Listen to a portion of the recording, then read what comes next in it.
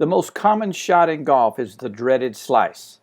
The ball may start out reasonably straight, but then dramatically curves away from the starting line to the right, in the trees, in the desert, out of bounds, or some other unplayable lie.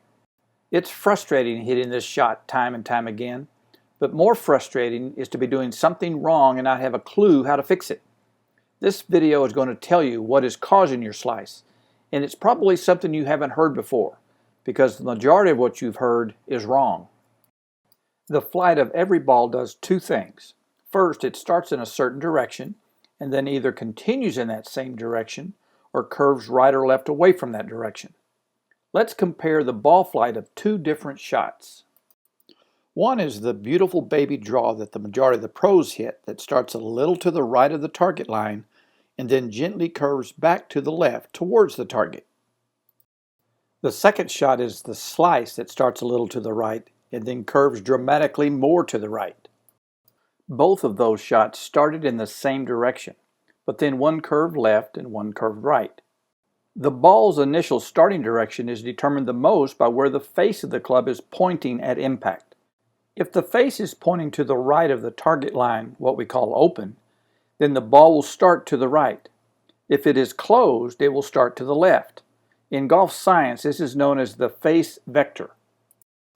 In our draw and slice examples, the starting direction was the same for both. The face vector was pointing slightly to the right of the target line. So what caused the difference in how the ball curved? If the path of the club is moving to the right of where the face is pointing, the ball will curve in the opposite direction to the left. If the path of the club is moving to the left of the face, it will curve to the right. The direction of the club's path, the red arrow, is known as the path vector. The yellow lines represent the direction the ball curved. If the face and path vectors are pointing in the same direction, there will be no curve. The ball will move in a straight line. This graph is showing a straight push and a straight pull. If there is a small difference between the two vectors, the curve will be small. On the right, the face angle is 3 degrees to the right of the target, and the path is 6 degrees to the right. This 3-degree differential produces a gentle draw back to the target. The picture on the left shows the same small differential, except the face and path are left of the target line. This produces a gentle fade back to the target. Both of these shots are quality shots. There are tour players who prefer the draw, and there are tour players who prefer the fade. If there is a big difference between the vectors, the curve will be big, producing either a big hook or a big slice. This graph shows a hook with a path that is 9 degrees to the right of the face, and a slice with the path 9 degrees to the left of the face. Now you know what makes the ball curve. The simplest way to describe this scientific information is the face of the club determines the starting direction, and the path of the club determines the direction the ball will curve. Now you know if you hit that slice that starts a little to the right and then curves more to the right, that the face of the club is okay, but the path of the club is moving too far left of the face. You don't need to correct the face, you need to correct the path. Now, if your slice starts more than just a little to the right, but a lot to the right, then you will need to correct both the face and the path. Any instructor who knows the correct ball flight laws and also knows the path and face vectors of their student, either through ball flight observation or exact measurements of a Doppler radar monitor, can accurately diagnose the problem and then implement the correct swing adjustment. But unfortunately, too many certified instructors do not know the correct ball flight laws. For years, the golf industry has described the ball flight laws backwards. What you will most commonly hear is that the path of the club determines the initial starting direction, and the face of the club determines how the ball will curve.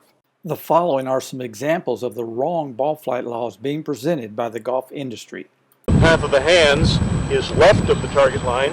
The ball's initial starting direction will be to the left. This sign is from the John Jacobs Golf School, showing that the face determines curve and the path determines initial direction.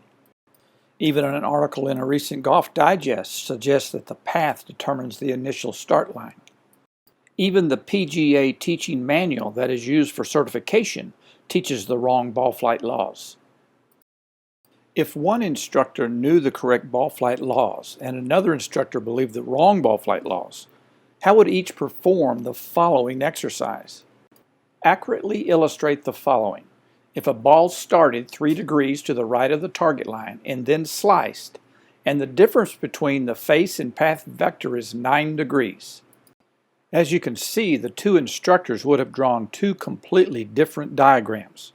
The instructor on the left would correctly show the face vector 3 degrees to the right and the path vector 6 degrees to the left of the target line, which totals a 9-degree difference from the face. The instructor who believes the path determines the start direction would have to draw the path 3 degrees to the right and the face 12 degrees to the right of the target line.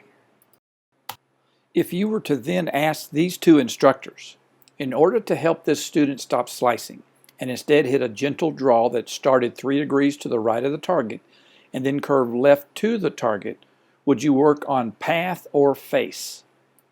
The instructor who knew the correct ball flight laws would leave the face alone and help the student learn how to move the path to the right of the face a few degrees, and this would create the draw back to the target. The instructor who was following the wrong ball flight laws would leave the path alone and change the face angle. So they would show the student how to radically rotate that face 12 degrees to the left so they could achieve a 0 face angle. What the instructor doesn't know is because the face was never 12 degrees to the right, but actually only 3 degrees, if they were successful at moving it 12 degrees, they would create a severe hook. But moving a face angle 12 degrees to the left is very difficult to do, and most players wouldn't be able to do it. Most would move the face some to the left, but usually not enough to get the ball to curve left towards the target. They would continue hitting small and big slices, and yes, occasionally this student would also hit a severe hook. Because so many players have been given the wrong information about what makes the ball curve is one of the main reasons the majority of golfers slice the ball. The good news is this is slowly changing. Now more and more science-based instructors are being heard in the mainstream of the golf industry. One example is the team of Grant Wade and Joe Mayo, who are among the new breed of tour player instructors. Joe lives in Las Vegas and is a good friend of mine. He is now recognized as one of the premier experts in the science of ball flight and the correlated swing components. Here is a brief clip of Joe describing what determines the starting direction of ball flight. The ball flight laws. The bottom line is this.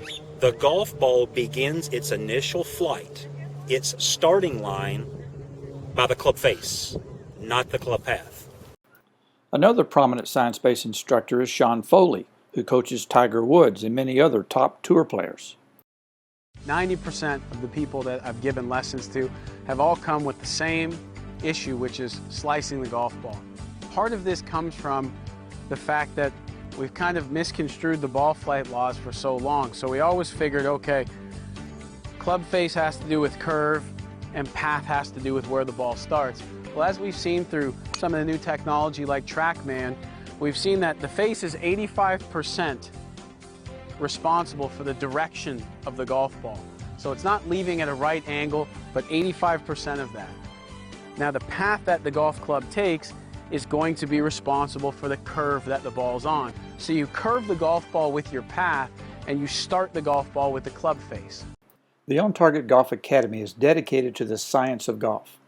We are one of only a few facilities in the state of Nevada with a Doppler radar, and we can accurately measure the face angle and path of the club, along with club speed, spin rate, attack angle, and other vital information that takes the guesswork out of implementing the correct swing adjustment.